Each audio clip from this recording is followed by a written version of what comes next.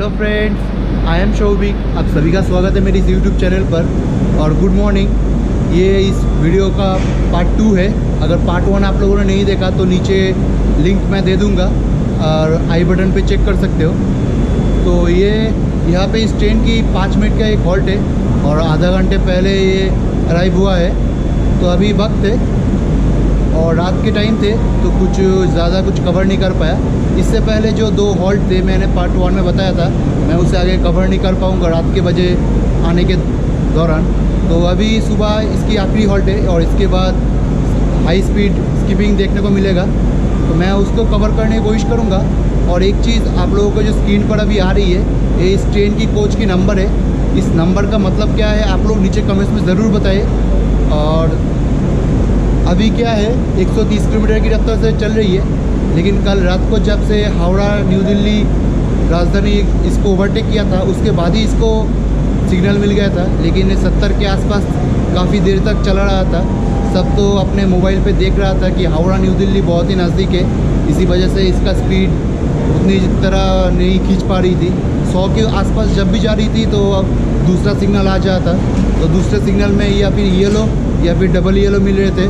तो इसी दौरान 70 के आसपास चला के मैनेज कर करके बाद में जब ग्रीन सिग्नल मिल रहे थे उसके बाद से 130 की रफ्तार चलाई है। और आप लोग कोशिश करना इस वीडियो को फुल HD या फिर 1080 पिक्सल पर देखने की, तो अच्छी क्लैरिटी देखने को मिलेगा। तो अभी क्या करूँगा, मैं वही सोच रहा हूँ क्योंकि 40 मिनट का ब्रेक है, यहाँ पे कुछ खाने वगैरह कुछ ले लूँ, तो इसके बाद कोई हॉल्ट नहीं है और ट्रेन में खाने वगैरह कुछ भी सर्व नहीं होगा। और अभी मैं टिकट की जो प्राइसिंग है वो मैं बता देता हूँ, क्योंकि मैंने पार्ट 1 में इसको कवर बताया नहीं था। मुझे जो टिकट मिला वो 3 टायर में है, तो 3 AC का टिकट मुझे पड़ा 2930 रुपये। ये फेयर डायनेमिक होता है, प्रीमियम ट्रेन है तो ऊपर नीचे हो सकती है। और जो 2 टायर है उसके 3800 रुपीज़ है, वो भी ऊपर नीचे हो सकती है। और जो फर्स्ट क्लास है उसमें 5020 रुपीज़, वो भी ऊपर नीचे हो सकती है। तो जब आप टिकट खरीदोगे तो ये चीज़ ज़रूर चेक कर लेना। और ये कानपुर सेंट्रल है, जैसे कि आप लोग जानते हो मुंबई सेंट्रल, चेन्नई सेंट्रल की तरह ये भी एक सेंट्रल है। और ये उत्तर प्रदेश का राजधानी भी है। अगर कोई उत्तर प्रदेश से देख रहे हो तो नीचे कमेंट्स में ज़रूर बताइए कि मैं आप उत्तर प्रदेश का हो। और यहाँ पे शायद योगी आदित्यनाथ की घर भी है आसपास, तो मैं सोच रहा था कि यहाँ पे 2-3 बार चीखूँ तो वो आवाज़ भी दे दे हमें। एक्चुअली मजाक कर रहा था, लेकिन बहुत दिनों बाद आया तो इसीलिए। तो चलिए डिपार्चर के टाइम मिलते हैं।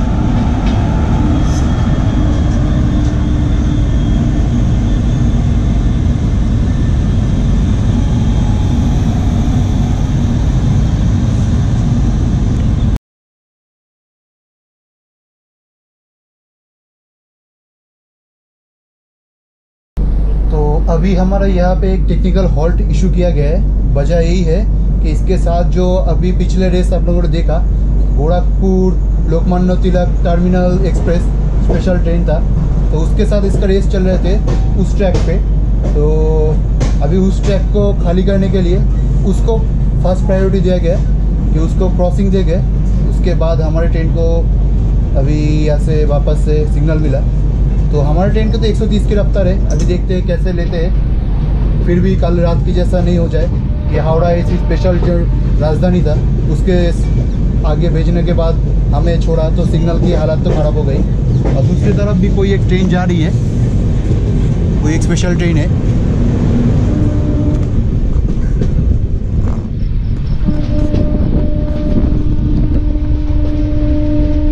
और इस तरफ भी कोई एक ट्रेन आ रही है।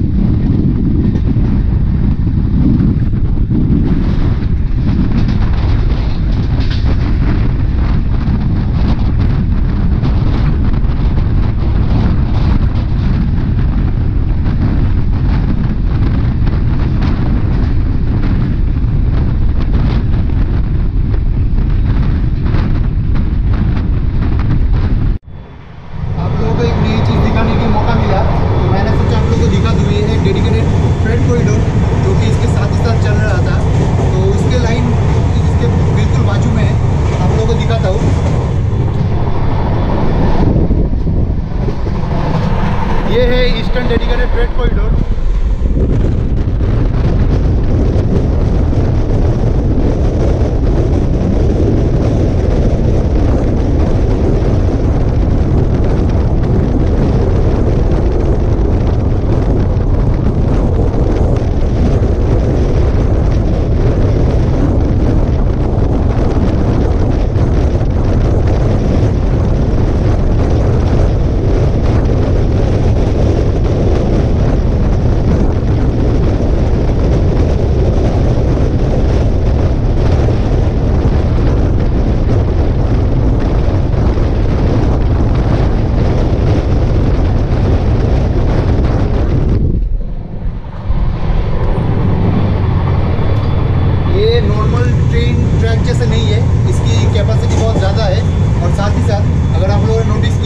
इसका जो हाइट है वायर की वो नॉर्मल जो ट्रैक होते हैं उससे काफ़ी ज़्यादा है और इसकी जो पेंटोग्राफ है वो ज़्यादा ऊंचा होगा आगे से।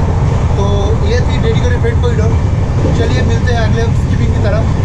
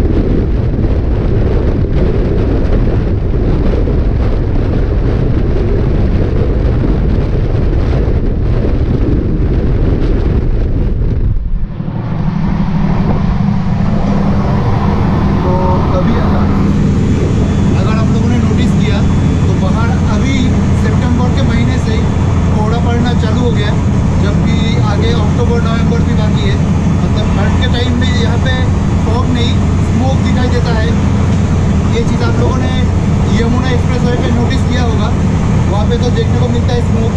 तो ठंड के महीने में क्या होता है ये तो अभी से मालूम चल गया है। तो आप लोगों को कैसा लगा ये शॉट नीचे कमेंट्स में ज़रूर बताइए।